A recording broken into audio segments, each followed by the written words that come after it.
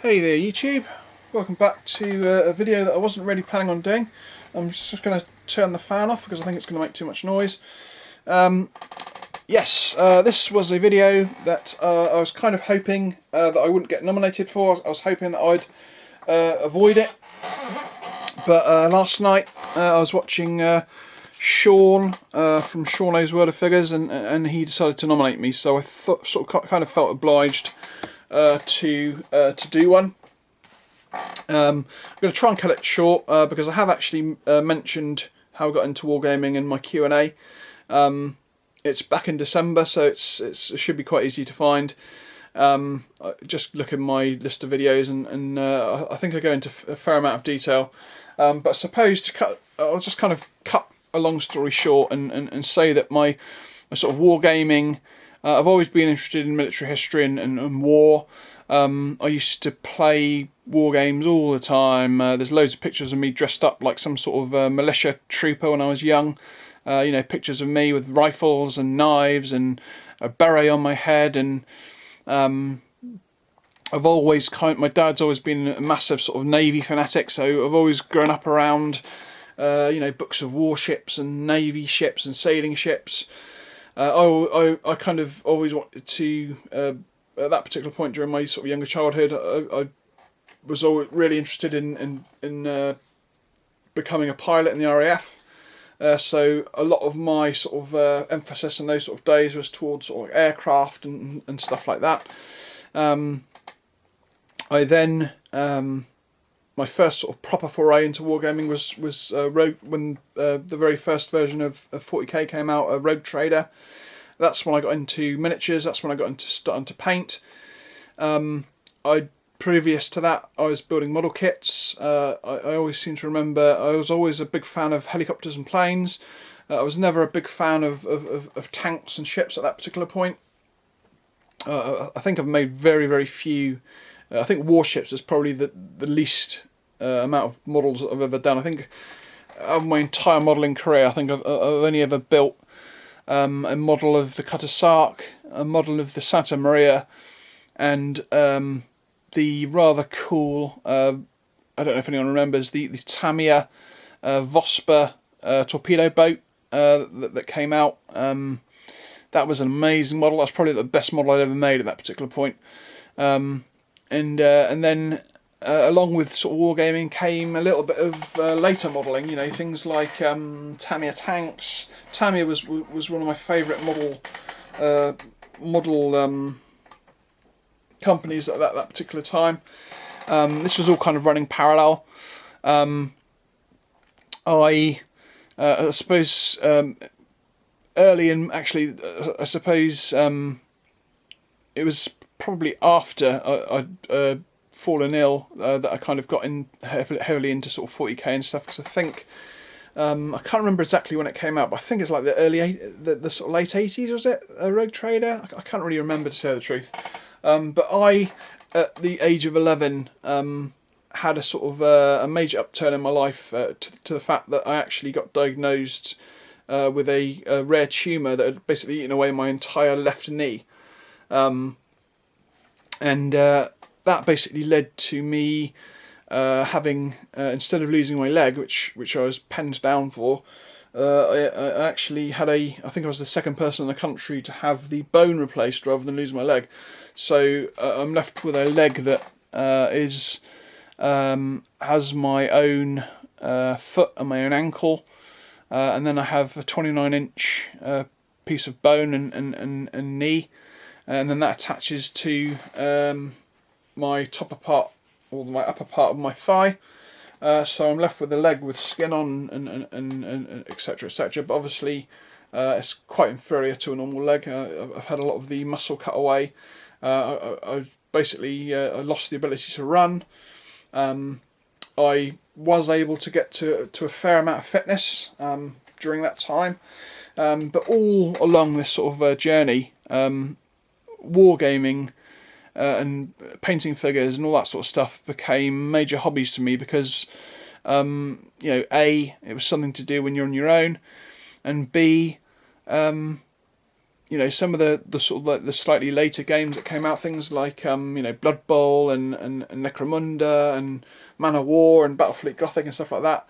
They're the things that really piqued my interest, and also things like Hero Quest and Space Crusade and the sort of both the MB versions and the sort of the latter Games Workshop versions. All those sort of things took my primary focus, and also mixed in with that my sort of military history, my like for history was still there. It was always my favourite subject. I still did some modelling, you know, like I say, I was doing some Tamiya tanks. I think I made like maybe 3 or 4 Tamiya tanks. And also another one of my favourite Tamiya kits was the Vietnam PBR kit. That was amazing. I love that kit.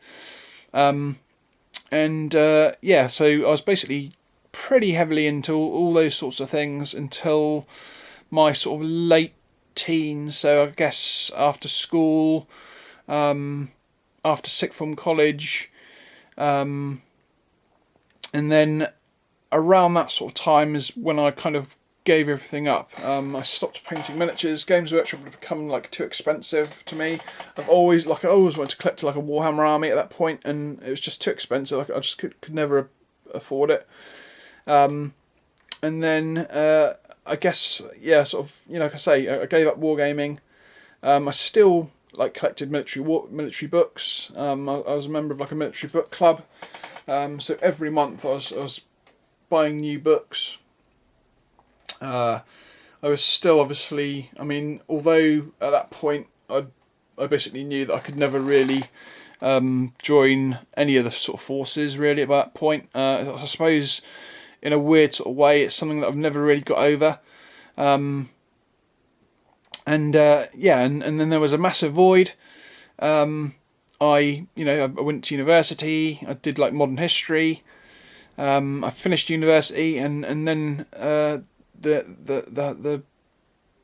horrid task of trying to find a job in civvy land, which sucks. I somehow ended up getting into working for a financial company, which is something that I'd never ever dreamt that I would do. I mean, I've always being a sort of an arts student. I've never been amazing at mathematics, and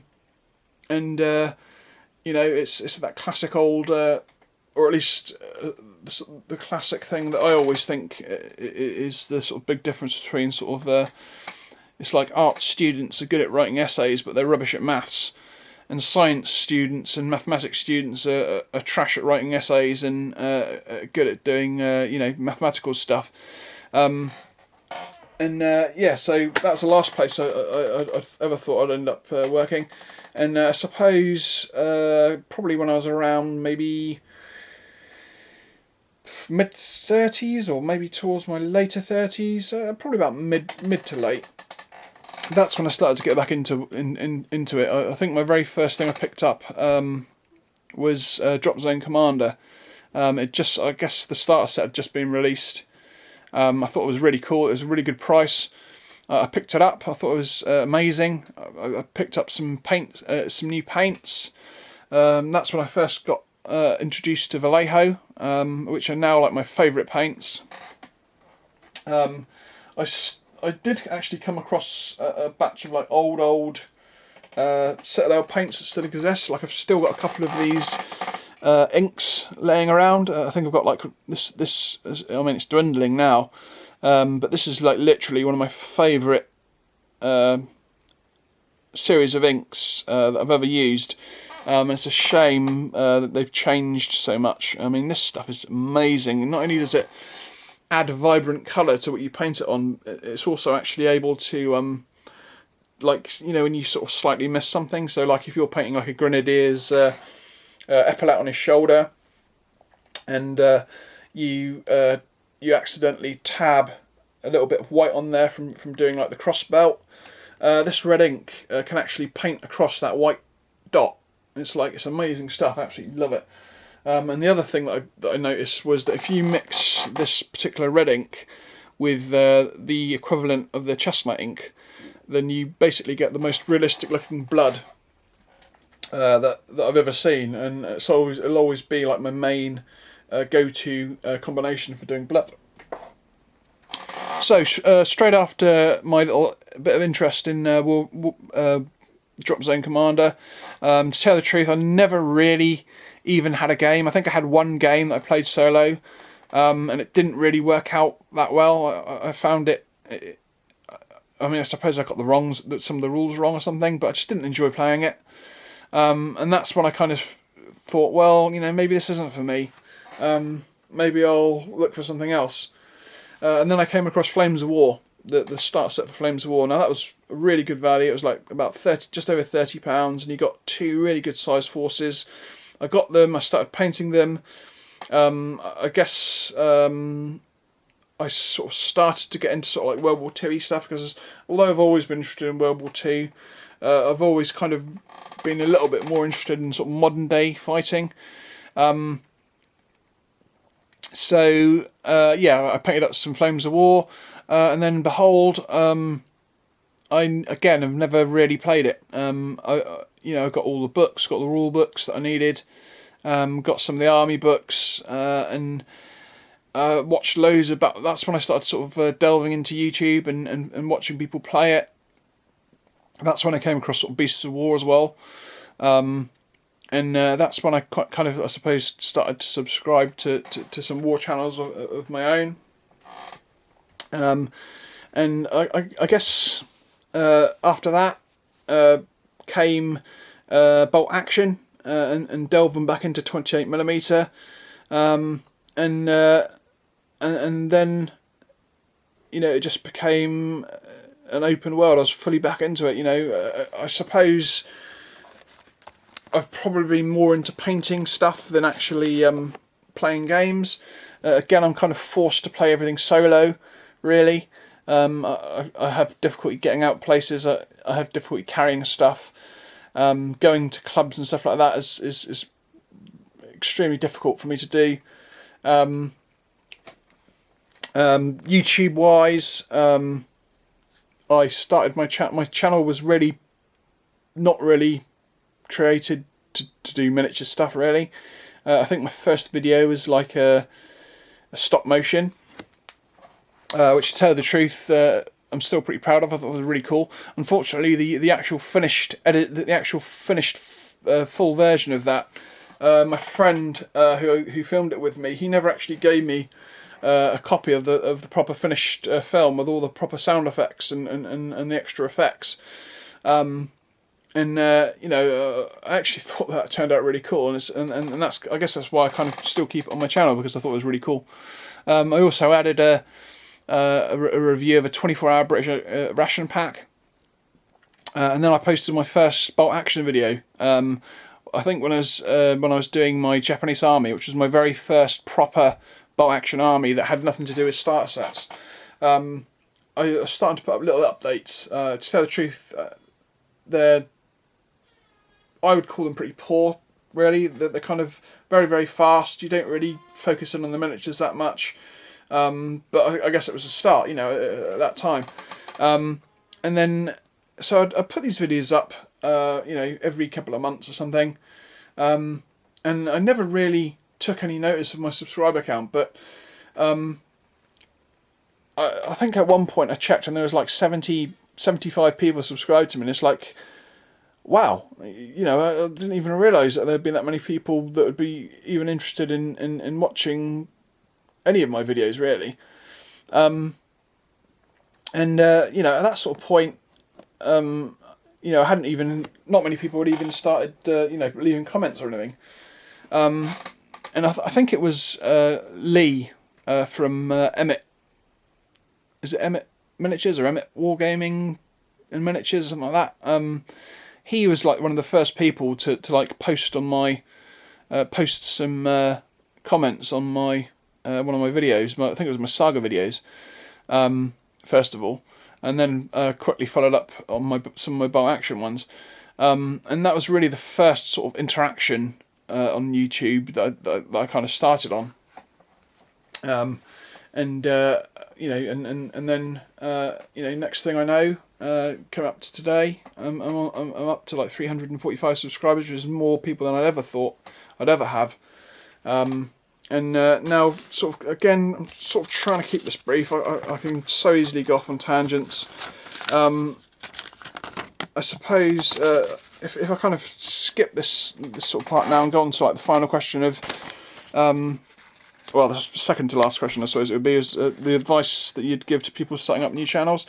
Now, I was kind of, when I started to do my channel, I didn't really have any tripods or anything like that. But one thing I did have was is it JVC? I think it's JVC. Yeah, JVC, a JVC HD handheld video camera. And I thought, this is what I'm going to use. Even though I think I had an iPhone at that point, but I didn't. I was kind of very slow into getting a mobile phone. I was really late.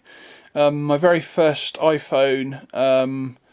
I think I probably had my very first iPhone when I started to do my actual sort of wargaming miniature videos. So basically, I was using my camera, my video camera. I thought, well, I've got a video camera, I might as well use it, And I would say, I think I was using like a Gorilla Pod as a tripod. So it's one of these little tiny small tripods with sort of the movable legs. Quickly you find out that sort of thing is really quite inferior. It's not particularly well balanced. You have to sort of, it's hard to set up shots because you have to put it on a table. I think I handheld the camera for a lot of my early videos, and I suppose that one of the big bonuses of actually doing it on a camera with it like this, that's actually got a fair sized sort of lens, is that you can actually go in close on miniatures a lot easier than you can on a phone, because for some reason phone cameras don't like going in close on things. Why, I don't really know. Perhaps it's because their lens is so small. But that is definitely one of the big bonuses of having a video camera. And now, of course, just out of fluke, again, my father picked up a proper tripod from a charity shop, of which I very quickly procured for myself. And this became my standard kit for doing videos. I didn't really use any sort of posh editing gear or editing suites. I think originally I was using Windows Movie Maker. Then that kind of disappeared because they didn't put it in as standard with Windows 10. And then you could find a version you could download, and that was really inferior to the version that you used to be able to get. So for a fair amount of time, I wasn't even using a sort of an editing program. And then, of course, I came across an editing program called Mojave on Steam that was going cheap in a sale. And I think for like £5 I picked it up, and that's my norm. And theoretically, it's an open door. I can do lots of stuff with it. I can add music. I can, theoretically, I could put on a set of headphones and a microphone and overdub stuff, and all that sort of stuff. But I tend to just put something on at the start, and that's more or less it. Sometimes I might put something at the end. So you don't have to really try that hard to be able to start up your own channel. Cameras on phones these days are pretty damn amazing. A lot of people use stills to make up for the sort of lack of macro, of getting in close on things. Personally, I've never been a big fan of stills. I guess it's just the way that I like my videos. Really, I prefer close in shot rather than a still photo at the end. So that's so I guess my advice to a new starter is that you don't have to have a lot of equipment, and if you're happy with record your video, watch it back yourself.